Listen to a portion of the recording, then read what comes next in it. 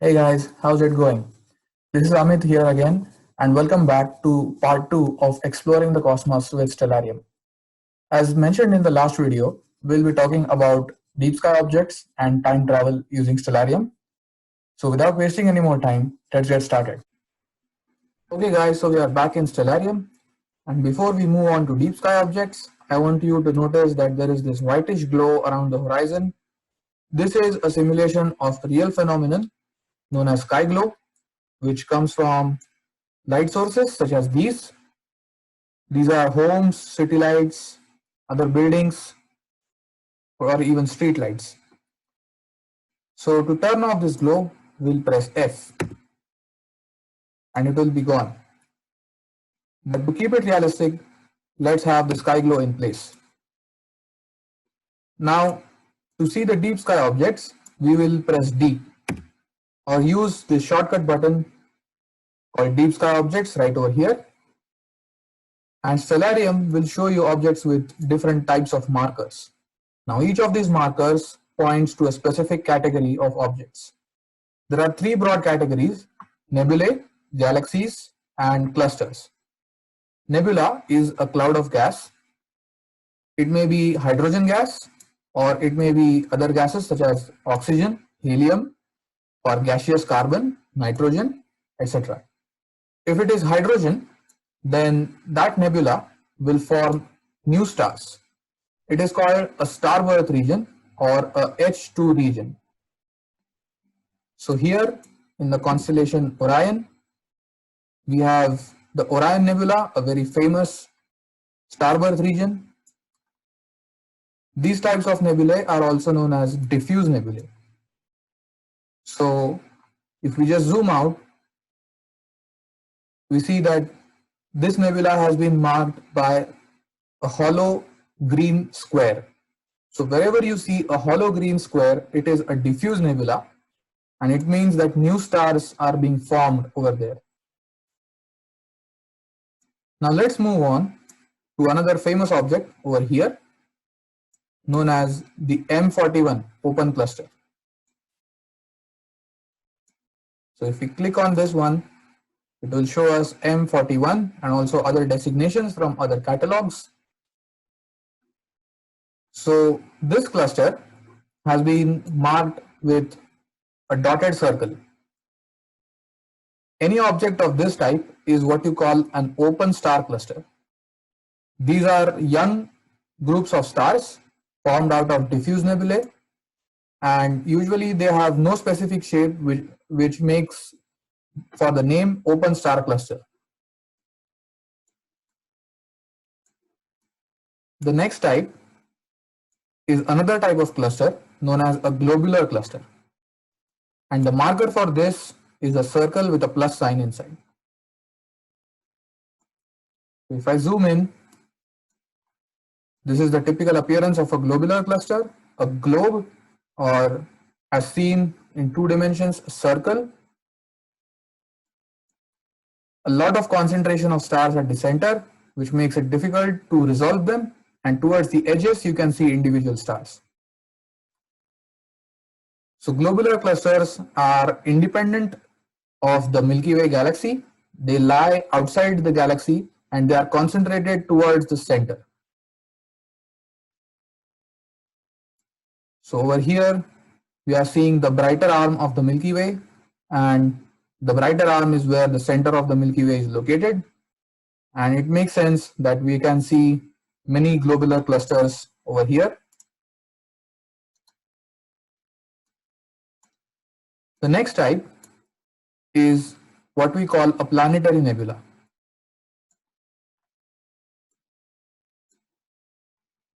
The marker for this nebula is a circle with 4 small lines radiating outwards. This is an interesting object called the Calabash Nebula. And we have another nebula here known as NGC 2438. Again, it is inside the cluster. And planetary nebulae are formed when sun-sized stars reach the end of their lives and they slowly expand into red giants, further becoming a cloud of gas.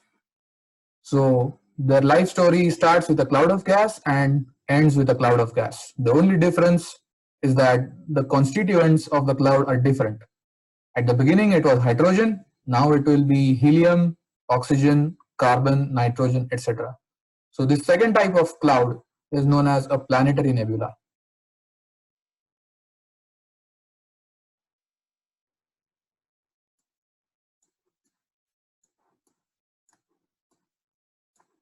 And now we come to the most interesting type of deep sky object, galaxies. So galaxies are shown with hollow ovals. So this is the southern pinwheel galaxy. It is what we call a spiral galaxy because of the structure. A center with spiral arms. A special category of spiral galaxies known as barred spiral galaxies. And our galaxy Milky Way is a barred spiral. And this is what you call a face-on spiral. So when the spiral arms of the galaxy are visible, you call it a face-on spiral. It's just like holding a computer CD disk in such a way that you see the circular shape.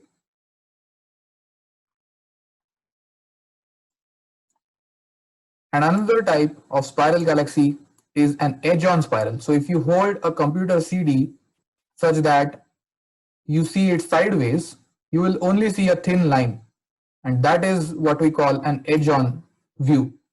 Now both are ideally the same object, but the viewpoint has changed, because of which they appear different.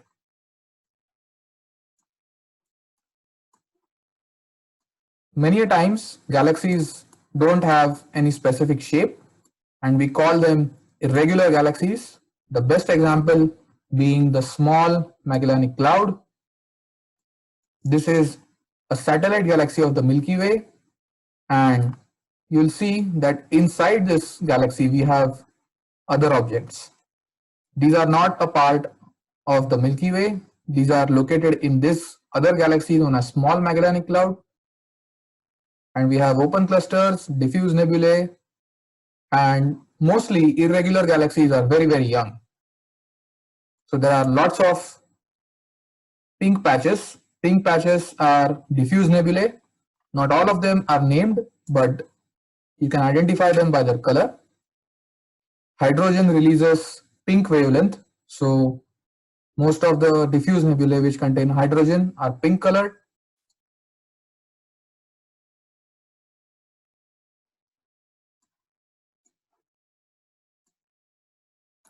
And of course, we have the most famous diffuse nebula over here, known as the Eta Carina Nebula. This nebula is so large that it has been divided into segments for convenience by astronomers. So the top part is considered as one nebula and studied separately, and then the bottom parts is again divided into separate parts. So this thing that you see right here, a moving star, it's actually a satellite. Another common sighting if you go to a stargazing event. However, it is possible to see the International Space Station even from cities.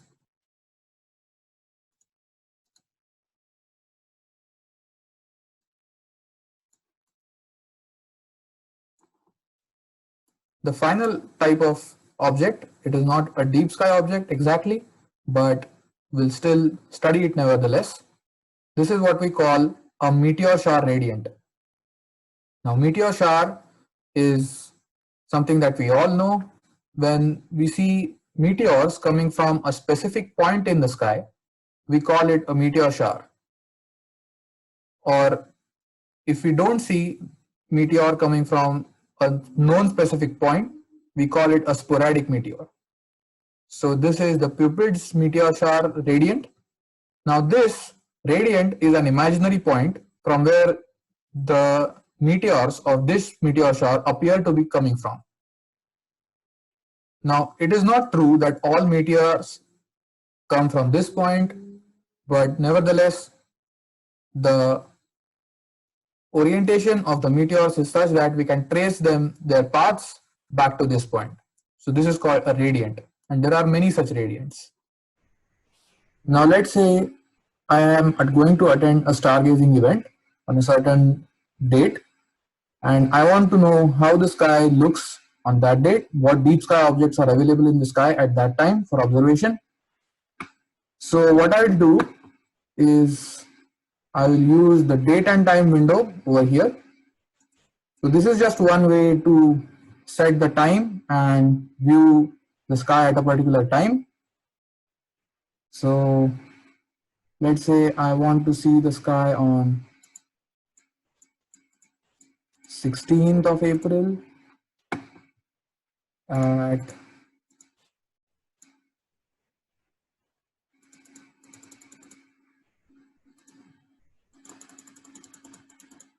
this time. Okay, somewhere around that. So around 10:15 at night, I want to know how the sky looks. So the sky has moved when we change the numbers.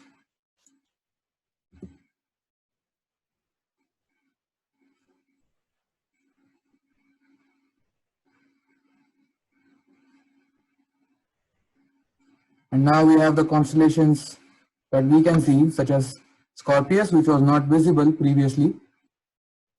So these are the constellations, these all are the constellations that we can see at the date which we input and at that specific time.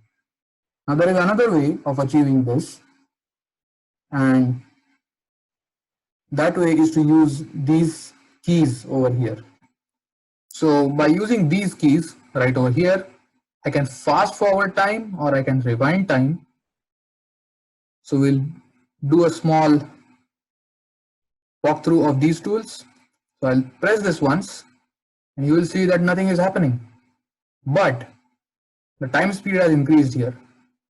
I'll press it again and then the time speed has increased even more, and now you can see that the sky is visibly moving faster. I'll press it again. Now it's clearly visible that the sky is rising fast and setting fast. I can make it several hours per second, and I can go to some date, maybe a week later or a month later or a year later. Stellarium can take you many years later as well.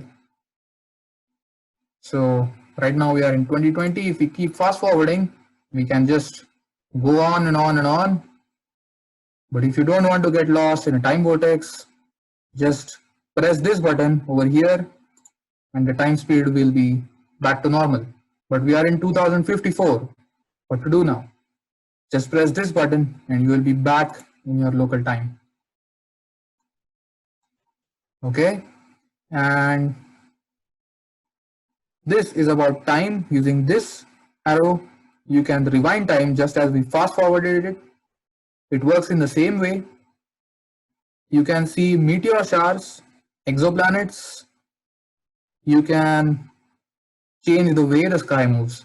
For example, right now we are using the altitude azimuth method, but if you're using a special kind of mount called an equatorial mount, you can press this button and the sky will now move like an equatorial mount.